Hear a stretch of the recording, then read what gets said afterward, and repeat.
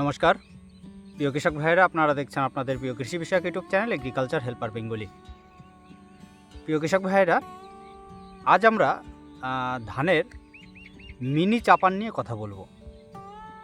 দেখুন, এই ধানের মিনি চাপান নিয়ে আমার বিগত বছরে বেশ কয়েকটা ভিডিও আছে এবং তার আগের বছরও একটা ভিডিও দেওয়া আছে। সেখানে কিন্তু আমরা এই মিনি চাপান সম্পর্কে কি কি আমাদের সার ব্যবস্থা রাখতে হয় মিনি চাপানে, সেই বিষয়টা আমি আপনাদের সামনে তুলে ধরেছিলাম।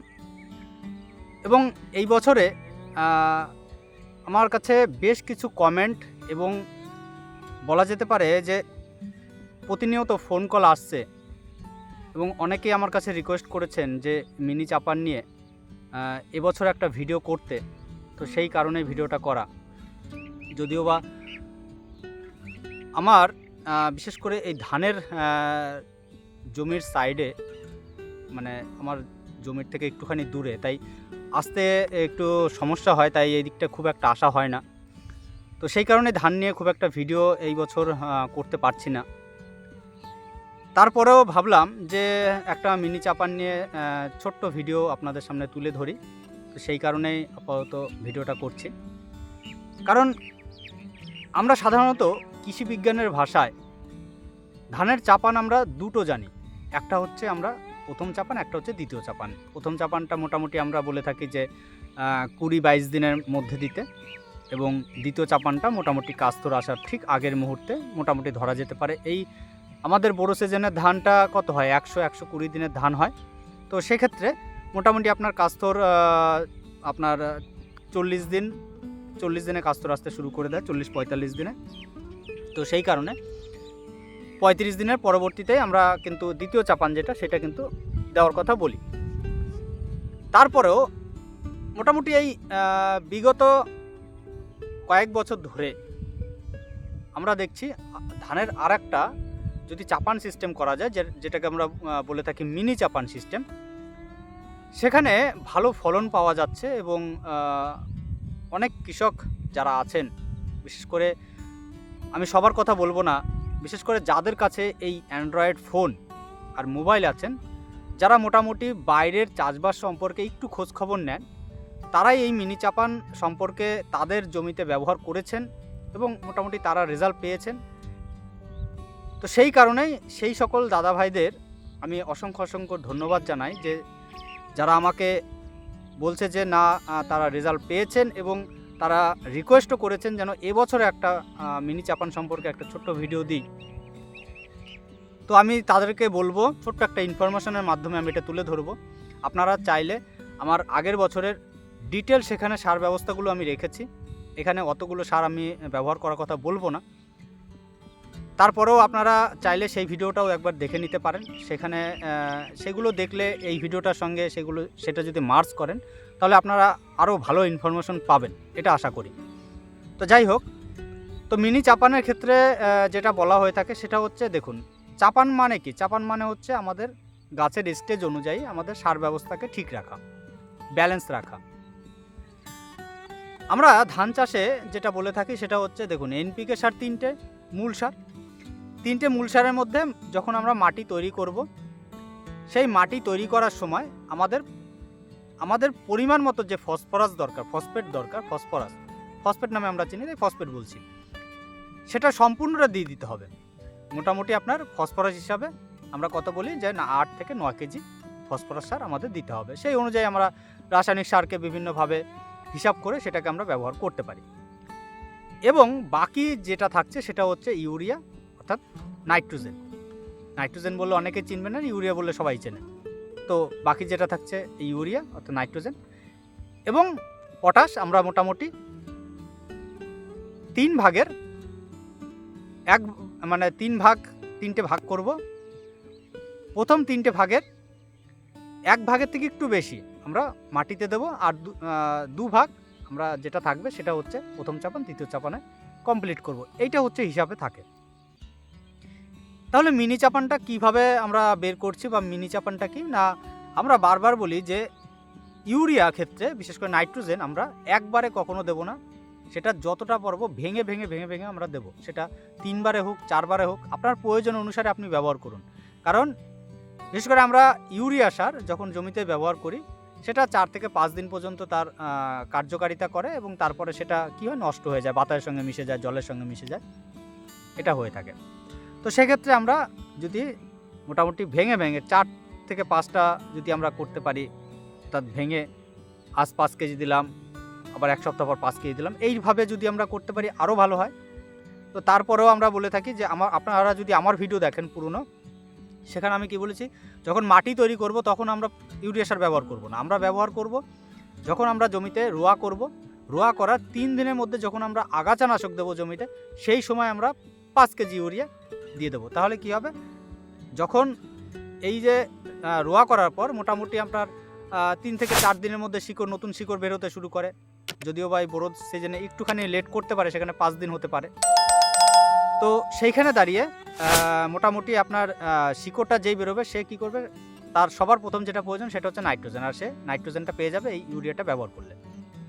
এবার এই যে মোটামুটি মিনি চাপান, এইটা আমরা কত দিনে বলি, আমরা বলি যে 10 থেকে 12 দিনের মধ্যে বা 10 থেকে 12 দিনে একটা মিনি চাপান দিতে। এখানেও মিনি চাপানের মূল যে সার সেটা হচ্ছে নাইট্রোজেন, আর নাইট্রোজেন হিসাবে আমাদের সোর্স কি, ইউরিয়া। তাহলে এইখানে আমরা ইউরিয়া সারটা ব্যবহার করব 1 বিঘা 33 শতক জমির জন্য 10 KG nitrogen, 10 KG urea, nitrogen নয়, নাইট্রোজেনের হিসাবটা আলাদা, 10 কেজি ইউরিয়া।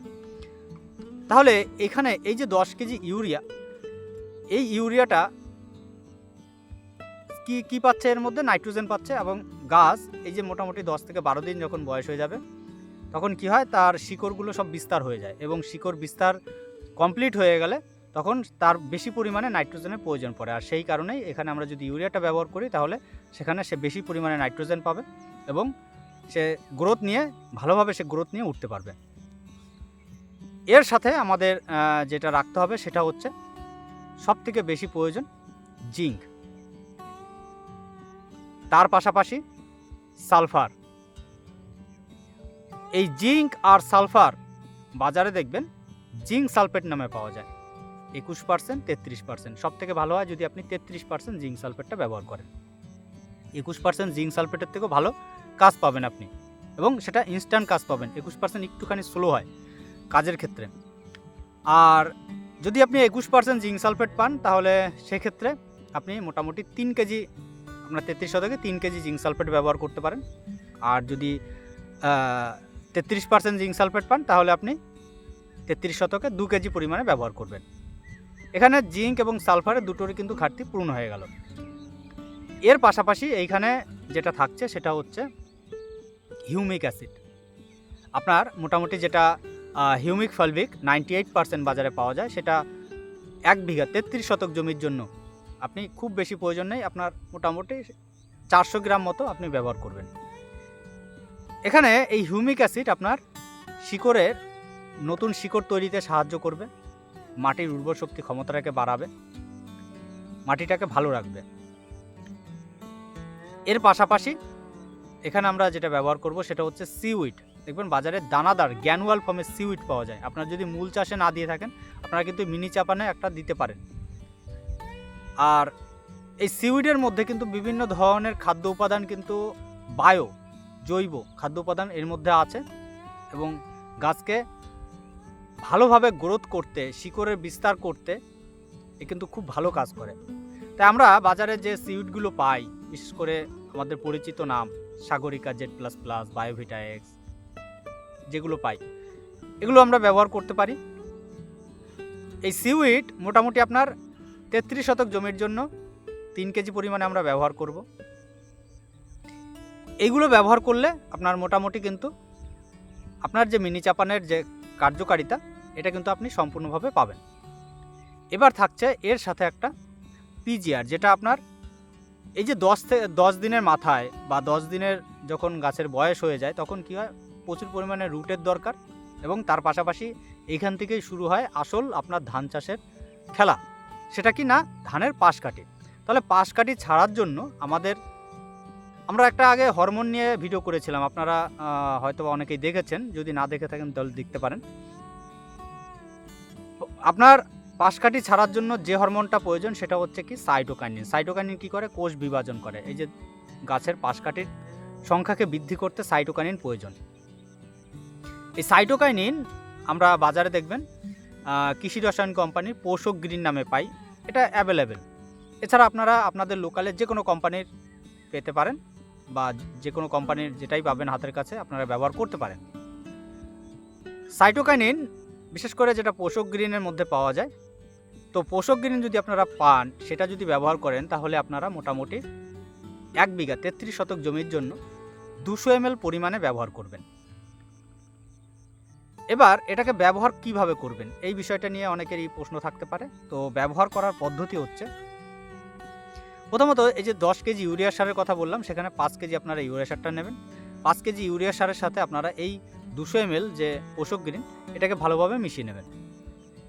আর 5 কেজি যেটা থাকলো তার সাথে আপনারা জিঙ্ক সালফেট, সিউইড আর হিউমিক অ্যাসিড এটাকে মিশিয়ে নেবেন। এবার জমিতে যখন ছিটাবেন, ঠিক সেই সময় আপনারা এই টোটাল 10 কেজি ইউরিয়াটা যেটা আছে, টোটালটা এক জায়গায় মিশিয়ে নিয়ে আপনারা জমিতে সঙ্গে সঙ্গে ছিটিয়ে দেবেন। এটা হচ্ছে ব্যবহার করার সঠিক পদ্ধতি। এই মিনি চাপানের এই যে খাদ্য ব্যবস্থাটা, এটা যদি আপনারা রাখেন, দেখবেন আপনি মোটামুটি 3 দিন পরেই আপনার গাছের চেহারা সম্পূর্ণভাবে চেঞ্জ হয়ে যাবে, এবং আপনি এখান থেকে প্রচুর পরিমাণে পাশকাঠি পাবেন। আপনার গাছের গ্রোথটা ভালো থাকবে, এবং যখন আপনার পাশকাঠি বেশি সংখ্যায় পাশকাঠি আসবে আপনার কিন্তু আলটিমেট ফলনটাও বেশি আসবে। আমি একটা কমেন্ট বিশেষ করে দেখেছি, আমার কাছে আজকেও এসেছিলো, এক দাদা ফোন করেছিল। দাদা মাঝে মাঝে আমাকে ফোন করে, তো তিনি বলেছেন যে দাদা মাইক্রোরাইজারটা আমরা কখন ব্যবহার করব, মিনি চাপানে ব্যবহার করব না কখন ব্যবহার করব, যদি একটু বলো। তো মাইক্রোরাইজা যেহেতু একটা জীবন্ত অণুজীব, তাই আমি বারবার বলি, যেগুলো অণুজীব আছে আমাদের, তার মধ্যে মাইক্রোরাইজা একটা। এই মাইক্রোরাইজাকে আমরা কখনো রাসায়নিক সারের সাথে ব্যবহার করব না। এটাকে আমরা কখন ব্যবহার করব, এটাকে আমরা ব্যবহার করব জৈব সারের সাথে, বা যে কোনো আপনার জৈব সার হতে পারে, তার সাথে কিন্তু আমরা এই মাইক্রোরাইজাকে ব্যবহার করতে পারি। এবং আপনি যদি আপনার রাসায়নিক সারের সাথে এই মাইক্রোরাইজা ব্যবহার করেন, তাহলে কিন্তু আপনি এর কোনো রেজাল্ট আপনি দেখতে পাবেন না। কারণ রাসায়নিক সারের সাথে এটি কি হবে, এটি রাসায়নিক সার সাথে যখনই আপনি ব্যবহার করবেন, এই অণুজীবগুলো বা এই মাইক্রোবসগুলো এগুলো নষ্ট হয়ে যায়, অর্থাৎ মারা যায়। তাই এটি কিন্তু আপনি এর থেকে কোনো রেজাল্ট পাবেন না। তাই এটিকে আপনারা যদি জৈব সারের সাথে ব্যবহার করেন, তাহলে আপনি ভালো রেজাল্ট পাবেন। এবার তাহলে ধানে কখন ব্যবহার করব, এটা ছিল তার বিশেষ প্রশ্ন। ধানে যদি আপনার ব্যবহার করতেই হয়, তাহলে হয় আপনাকে জমি তৈরির আগে, যখন মূল জমি আপনি মূল কাদা করছেন, রাসায়নিক সার যখন আপনি জমিতে দিয়ে দিচ্ছেন, ঠিক তার আগে মিনিমাম বলা হয়ে থাকে 7 দিন। তো আপনার হাতে যদি সময় নাও থাকে, অন্তত 3 দিন আগে আপনাকে ব্যবহার করতেই হবে। আরেকটা কখন ব্যবহার করা যেতে পারে, আরেকটা ব্যবহার করা যেতে পারে, এই যে আমরা বলছি যে ধানের জমিটা রোয়া করেছি, রোয়া করার পর আমরা বলছি যে 72 ঘন্টার মধ্যে আমরা 5 কেজি ইউরিয়া সার ব্যবহার করব। 5 কেজি ইউরিয়া সার ব্যবহার করে, এবং তার সাথে আমরা আগাছানাশক যেটা ব্যবহার করব, এরপরে মোটামুটি 4 দিন পর, এই যে এটা আপনি ব্যবহার করলেন, তার 4 দিন পরে আপনি এই মাইক্রোরাইজাটা কিছুটা গোবর সার হোক, জৈব সার হোক, তার সাথে মিশিয়ে আপনার জমিতে ছিটিয়ে দিন। দেওয়ার পরে তার মোটামুটি 4 দিন পর আপনার কি হচ্ছে, এই যে মাঝখানটা যে গ্যাপটা থাকছে, 4 দিন 4 দিন 8 দিন, প্রথম হচ্ছে 3 দিন, তাহলে 8 আর 3 11 দিন। তাহলে আপনার মোটামুটি এই যে আমরা বলছি মিনি চাপান কত দিনে দেবো, 10 থেকে 12 দিন। তাহলে এখানে গিয়ে আপনি মিনি চাপানটা দিয়ে দেন, তাহলে মাঝখানে যে সময়টা থাকছে সেই জায়গায় আপনি মাইক্রোরাইজারটা ব্যবহার করছেন। তাহলে এতে কি হচ্ছে, আপনার ক্ষতিটা কম হচ্ছে, মাইক্রোরাইজারগুলোর যে আপনার মারা যাওয়ার যে সম্ভাবনা, সেটা কিন্তু কম হচ্ছে, আপনার মাইক্রোরাইজার সঠিক কাজটা আপনি পাচ্ছেন। আরেকটা প্রশ্ন ছিল এই মিনি চাপানের ক্ষেত্রে, সেটা হচ্ছে যে আমরা টাটার র্যালি গোল্ড যেটা আছে, পিজিআরও বলা যেতে পারে, গ্রোথ প্রমোটারও বলা যেতে পারে, যাই বলুন, এটার একটা প্রশ্ন ছিল, আজকে করেছিল এক দাদা। তো বিশেষ করে সেই কারণেই আজকের এই ভিডিওটা করা, যে তাদের প্রশ্নের উত্তরগুলো যেন আমি দিয়ে দিতে পারি। তো টাটার র্যালি গোল্ডকে কি আমরা এই মিনি চাপানে ব্যবহার করতে পারবো কিনা? দেখুন, টাটার র্যালি গোল্ডের মধ্যে প্রধানত মাইক্রোরাইজা আছে, এবং তার পাশাপাশি এখানে হিউমিক অ্যাসিড আছে, সিউইড আছে, আরও কিছু কিছু খাদ্য উপাদান আছে। তো আপনি বাদবাকি যে খাদ্য উপাদানগুলো সবগুলোরই কাজ পাবেন, কিন্তু একমাত্র মাইক্রোরাইজার কাজটা কিন্তু আপনি পাবেন না। তাই টাটা র্যালি গোল্ডের মধ্যে যদি আপনি অন্য সকল যে খাদ্য উপাদান তার যদি কাজ পান, তাতে যদি আপনি খুশি হন তাহলে আপনি ব্যবহার করতে পারেন। আর যদি মনে করেন না আমি সম্পূর্ণ টাটা র্যালি গোল্ডের যে সম্পূর্ণ খাদ্য উপাদানগুলো আছে তার কাজটা আমার পেতে হবে, তাহলে আপনি এই আপনার যেটা মিনি চাপান এইখানে নয়, আপনি চাইলে সেটাকে ওই যে বললাম মাঝখানে যে গ্যাপটা থাকছে আপনার প্রথম সার এবং মিনি চাপানের মাঝখানে যে গ্যাপটা সেইখানে আপনি ব্যবহার করুন, জৈব সারের সাথে ব্যবহার করুন, তাহলে আপনি সম্পূর্ণ রেজাল্টটা দেখতে পাবেন। তো প্রিয় কৃষক ভাইয়েরা, আশা করি এই ছোট্ট ভিডিও থেকে আপনাদের কিছুটা হলেও উপকার আসবে। আর যদি ভিডিওটি ভালো লেগে থাকে তাহলে ভিডিওটিকে একটি লাইক করবেন, ভিডিওটি শেয়ার করবেন, আর কেউ জানা থাকলে অবশ্যই কমেন্ট করে জানাবেন। তাহলে যেই পর্যন্ত দেখা হবে পরবর্তী ভিডিওতে। নমস্কার।